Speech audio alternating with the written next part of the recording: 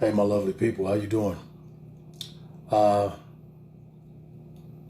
Obviously, I guess I got to start with outside the box. Ation, right back at you.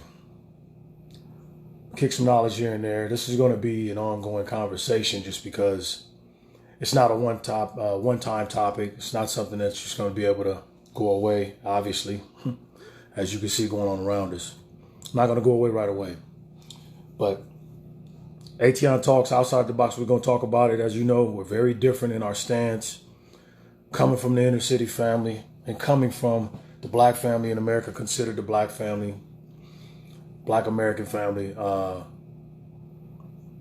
and just looking around what I'm seeing and the turmoil that's happening in many people's lives, how people are reacting, not just responding, but reacting to things, and realizing that we got some major issues, people. I just want to say, please, when you get a second, like, subscribe to the channel on YouTube. Leave comments in the comment section. Say what you got to say. Get it off your chest. I love it. Thank you guys for the comments. And I'm responding to them as they come in. But mainly, I just want to say that, as you see in the description, the writing here on this post is Breonna Taylor, Jacob Blake, and so many others do not represent us as black American people that stand for things, that stand for something. I'm really disturbed by what I'm seeing. I said this a couple days ago. I might have even said it last week, that we are really painting a picture for people of who we are based on how we respond to things. And I said this earlier. Somebody got back to me and thanked me for saying this, or made a comment on one of my posts and said, we're making decisions. We're making our decisions based on someone else's negative decisions. So when you look at the people, and I'm going to try my best to stay calm because I just want to talk and dialogue with you right now. If you got something to say, please post it while I'm talking. You can go ahead and speak your mind, say what you got to say. But mainly, it really burns me up, man, to see people responding the way they're responding based on somebody else's decision. When I say that Breonna Taylor and Jacob Blake and some of these other people don't represent us as black American, as the true black American family, they frankly don't. And that's going to bother some people. That's going to piss some people off. But like I said before, outside the box, we're going to either rub you the wrong way or we're going to speak truth. And at the end of the day, we value to speak truth because we believe that God is the author and finisher of everything. And we believe that if you do things the way that we were born and bred to do them, I believe that God will take care of the rest. I believe that he'll take care of us as black Americans, white Americans, Asians, whoever, no matter who it is. And what I want to say when I say that they don't, I told you last week that I was going to give you some information based on Breonna Taylor. Breonna Taylor's case is pretty detailed. It's pretty extensive. And we have people all around the world having this thing going on, this feeling, this vibe, and the way that they're, hey, Lydia, how you doing? Good to see you. Hey, God bless you. Thank you. We have people who are up in arms, fighting on the streets, protesting, burning things down, destroying things based on a couple of people's decisions. And that's what I said before. How do we make decisions based on other people's decisions? You have to make decisions based on what God called you to do. And what I mean by that is I think that with Breonna Taylor, when I say the case was extensive, I mean extensive. Okay? But we have numerous people who are fighting for her life and fighting for Jacob Blake's, and even focus on George Floyd as though they were modern day heroes for us. And what I mean by they don't represent the real black family like you and I, the real black family wouldn't have stood for this. That's just facts, man. The real black family, my parents would not have allowed, when your parents told you to go to school and handle your business, they told you to go in that classroom and follow the instructions of your teacher, follow the instructions of the principal, okay? When they told you to do that, the whole idea was, if you don't do it, I'm going to burn your behind up when you get home. Facts. And I read to you a scripture the other day, Romans 13, where I was pretty clearly, distinctly clarifying for you what happens when you don't follow instruction. That is governmentally, that is in life, that's in your home, that's with your wife, that's with your husband, that's with your children. If you don't follow instructions, There's punishment to pay. Paul said it in Romans when he spoke in Romans. And I said that the other week. And I'm getting worked up. I said I wasn't going to do this. Didn't I say that? I said I wasn't going to get worked up. Hey, Miss Carolyn, how you doing? Miss Carol, good to see you. But I want to clearly state that the black family would not have been okay with this. My mother and father would not have let me go out and protest for somebody that was operating in criminal behavior. Period. That's just reality. I talk to them now. They're in their 70s now. And so people, a lot of times, they want to talk about, well, I'm old enough to remember. But yeah, so was my parents. And my father and mother have never spoken ill word of the country or white people in my presence. I've never heard it. But what I will say is that they did tell me to come in the house before them streetlights came on. They did tell me to watch your back. And they did tell me don't get caught slipping. I wonder who they were referring to. They were not referring to white people because there were no white people in my neighborhood. They were not referring to the police department because we didn't worry about the police department. We called them when we needed help. Okay, so that's one thing. The other thing that kind of disturbs my heart is when I look at the Breonna Taylor case, there was 40-something odd pages to this summary report. 40-something pages, okay? In those 40-something odd pages, what I noticed and realized, and I'm going to tell you from a cop's perspective, I've been on both sides. I'm a kid from the inner city. Hey, Kevin, what's going on, man? I'm a kid from the inner city. I ain't blowing smoke up your chimney. I know what I'm talking about. But I'm also the guy who's been on the other side, donned the badge and donned the uniform. And so I'm not speaking from an area of I don't know what I'm talking about. Many people going to give you their opinion or something that they read or thought about. I'm going to tell you, if you ain't never stood behind the barrel of a gun and looked down range and saw somebody in front of you and knew you had the ability to take the lead, you don't understand what that feels like. It's not a comfortable feeling. It's not a comfortable vibe. But I want you to understand something. Sometimes decisions have to be made that are uncomfortable. I haven't killed anybody or shot anybody, but I am telling you right now that these are uncomfortable circumstances. But I digress a little bit, but let me get back to that. The whole Breonna Taylor situation. So what happens is 40-something odd pages of a report, specifically, and I'm again speaking from a law enforcement perspective and a lay person. When you see this report and you read it, you can't help but wonder why, and this is what we always have to go back to. What's the core of the problem? Not the result, not the end result. What's the core of the problem? The core of the problem is, as I said in Romans chapter 13, when I read to you last week, is that if you make decisions a certain way, there is punishment to follow. That could be death. That could be pain in your family. That could be numerous things, death of a family member, so on and so forth. But here's the catch. 40-some odd pages. They have been watching this woman and her boyfriend for 3 or 4 years. 4 years to be exact. 2016, they started paying attention to what was going on in her home. This woman's been seen at trap houses, 2 or 3 trap houses in the city, transporting stuff, holding money. All of these different things were taking place from 2016 to 2020 when they arrived at her door to knock on it. And again, I have to ask myself, why were they there? I'm going to tell you from a cop perspective.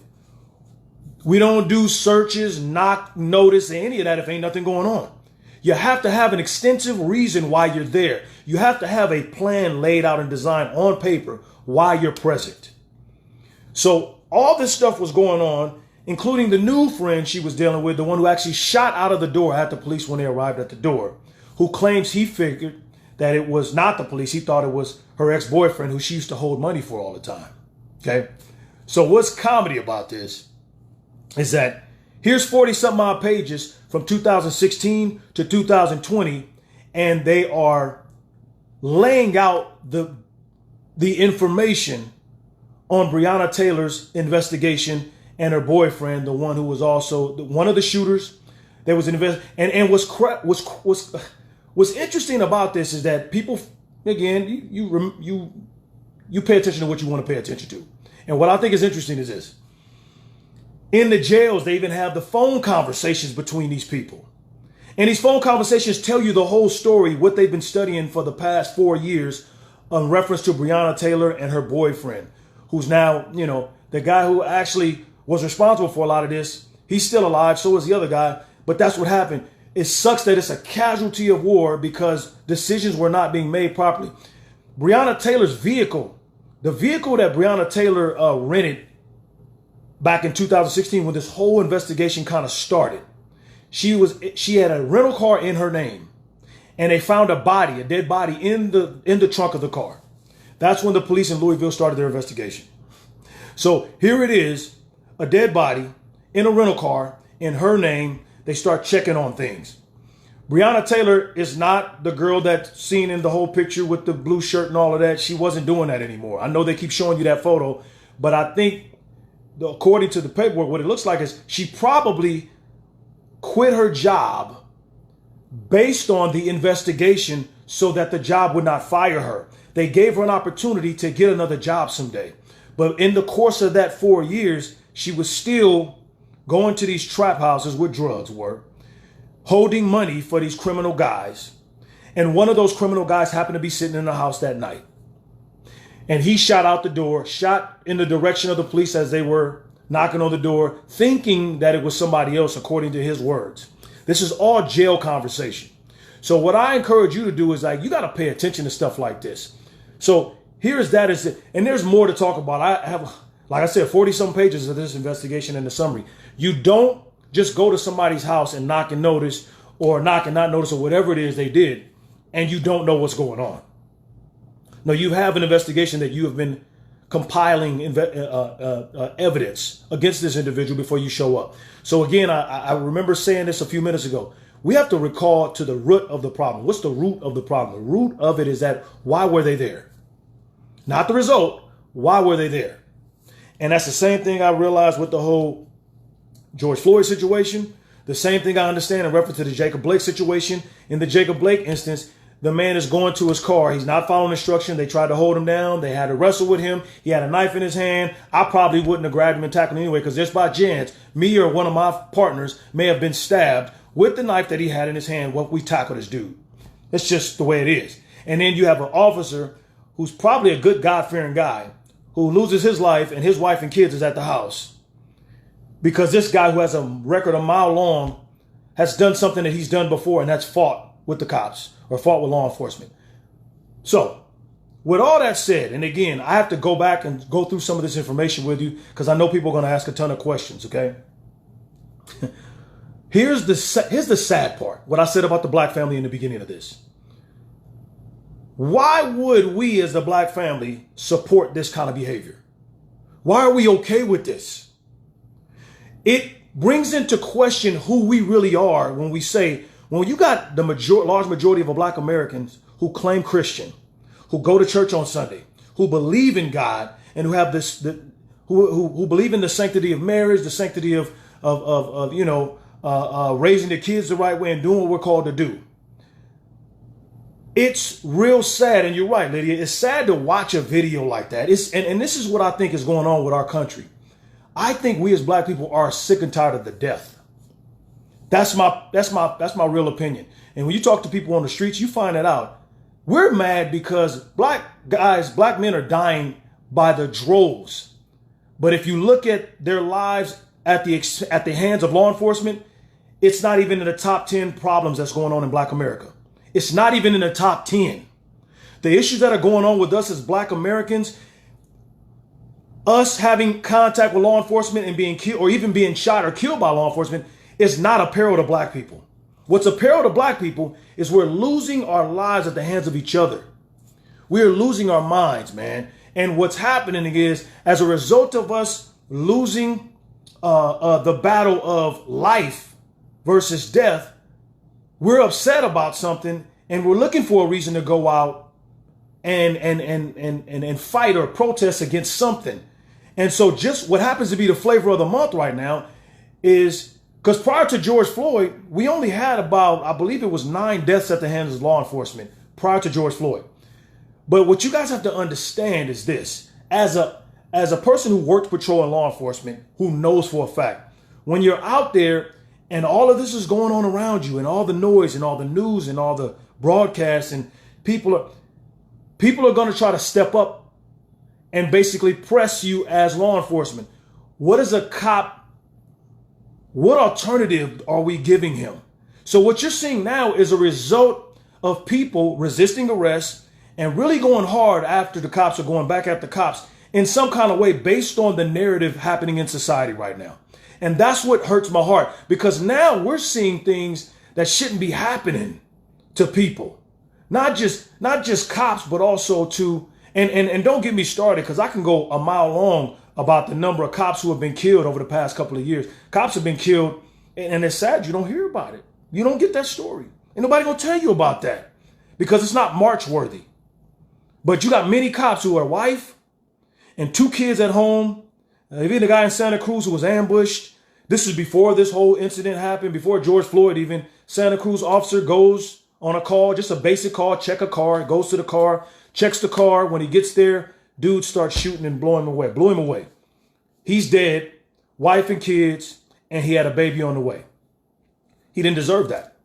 But see, what's happening is because we don't have people with restraint, or people are not practicing restraint, because people are not doing what they're earthly called to do according to God's purpose for their life. As I said before, I talked to some people in a group that I was sharing with a couple of weeks ago, and I said this: if you're not walking in God's purpose for your life, you're being oppressed, no matter what race you are.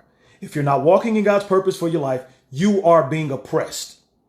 And I heard Miles Monroe kind of talk about a little bit about this before he passed away. Powerful minister, Bohemian minister, who's wrote #1 bestsellers all over the world. And he clearly stated, like, if we're not walking in our purpose, then we're being oppressed as mankind, not as black or white or orange, blue, purple, but we're being oppressed by not walking in our purpose. And what are we not getting in our black homes right now? No purpose. My father told me how to conduct myself in public. My mom told me how to act when I was in class at school. And I didn't listen to him all the time. I'm just going to be straight up with you. I was a knucklehead. But I'm going to tell you, when I decided to catch the wave of doing what I was supposed to do, is when I realized that, you know what, this game is a lot easier when I just follow instructions. There's a blueprint that us as people have. More importantly, as black folks, you guys, we have a purpose and a call on our lives to do what we're supposed to.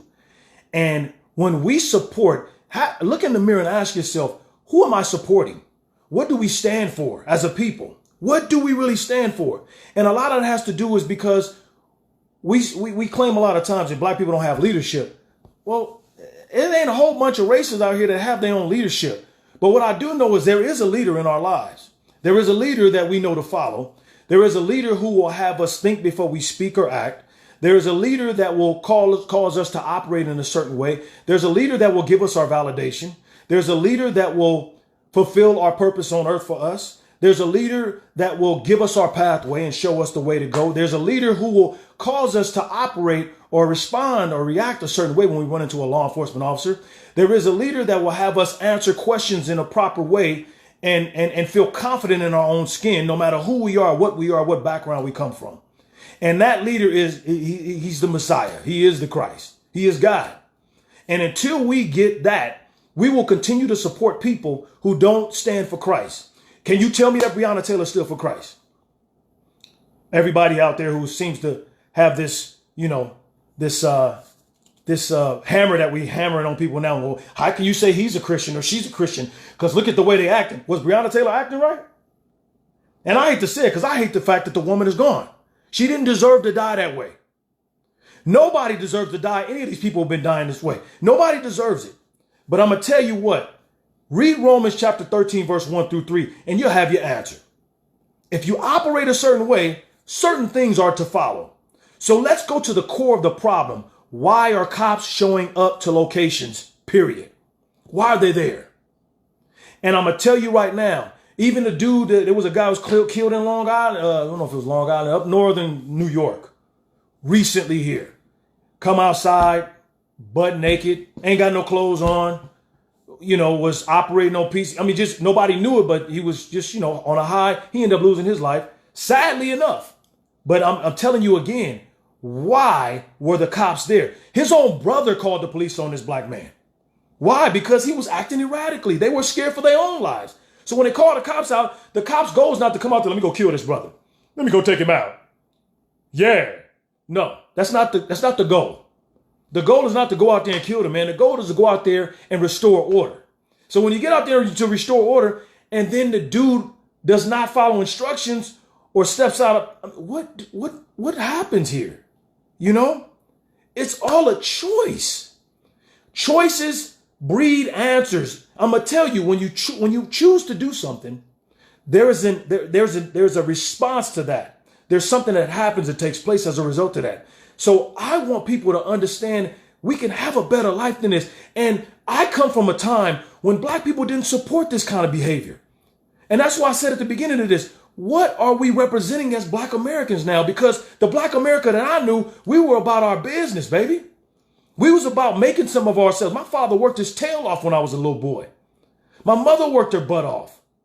What happened to that? We didn't support criminal behavior. We didn't support that. And you didn't allow some dude to come on your corner and do this or do that. No, you didn't accept it. Black people had morals and values. Black people had reverence for God. Black folks believed that Jesus was the Messiah. Black folks didn't just believe in Jesus on Tuesday and Thursday when it felt good. They believed in him all the time. What happens is on Tuesday and Thursday, we got faith that, we're going to pray and go, Lord, please help everything work out. Please work it all out for me. And then when something like this happened, we just lose all our faith. And we like, oh, they trying to take us out.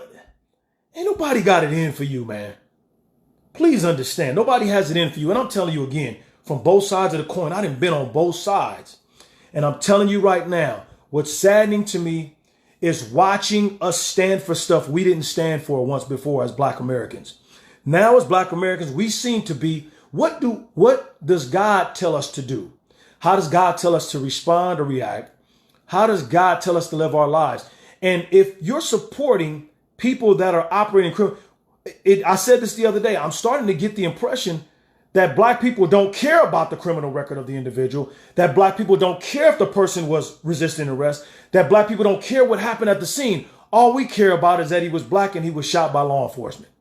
That's all we care about. And I'm going to tell you right now, if you're worried about just that issue, then you got to kind of focus on what I said before. What are the perils of black people in America right now? Cops don't even fall in the top 10. White America don't even fall in the top 10. It hurts my heart. Thank you, Miss Carol. It hurts my heart, man. I'm telling you, my wife been seeing me on numerous days just well up with tears in my eyes. And I'm sad because I didn't grow up thinking that these people selling drugs, transporting drugs, Breonna Taylor and her friends holding money for these dudes. And I'm hurt, man. This is sad. It's sad. It shouldn't be. No, these people shouldn't be down at the hands of cops. They shouldn't even be having contact with cops. It shouldn't be. But if we as people of God stand up for what's right, do what we call to do. Don't go out there and just protest and march just because somebody black, something happened. Let's go out there and protest for a cause. The cause that this person was innocent and didn't do anything wrong. And I'm sure when you look at these cases from 2013, when Michael Brown lost his life all the way up to now, you're going to find that a lot of these people were operating outside the law. And you read Romans 13, I'm going to keep on saying it. Read chapter 13, verse 1 through 3. You're going to get something out of that. Please hear me when I say it.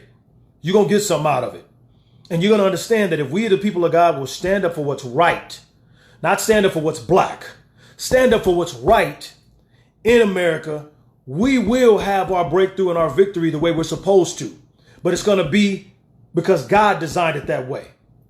Just like in Egypt. If Pharaoh would have let the people go, then he would have got the credit.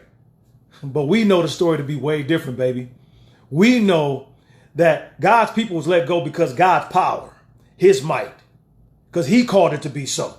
Not a man, not a country, not a government, nobody. Our breakthroughs and our praiseworthy reports come at the hands of serving God, prostrate. I'm gonna mess this up again. Prostrate ourselves before God like we ought to. Come on now. We got to handle our business, people. We got to stop supporting negative behavior.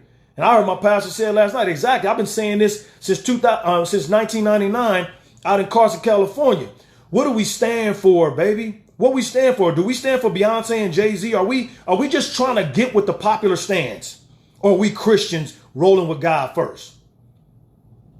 Stand for what's right in God, not what's black. I'm going to remind you of that. We're going to come back to this some more because I know a million of y'all going to hit me with questions about the whole Breonna Taylor and the 40-something page report and summary and blah, blah, blah. No, I'm not telling you nothing about who I got that at, But I'm just saying, let's do what God called us to do, people. Let's get about God's business. And I guarantee you, he's going to show us a different way. Ation, outside the box. Make sure you like and subscribe and share. This video might raise some hairs and some people going to get mad. And I know it. But that's what we're here for, is to give you a different voice. That's why we're outside the box, not in the box with everybody else. Your man outside the box. Like, subscribe, and share. Ation, signing off.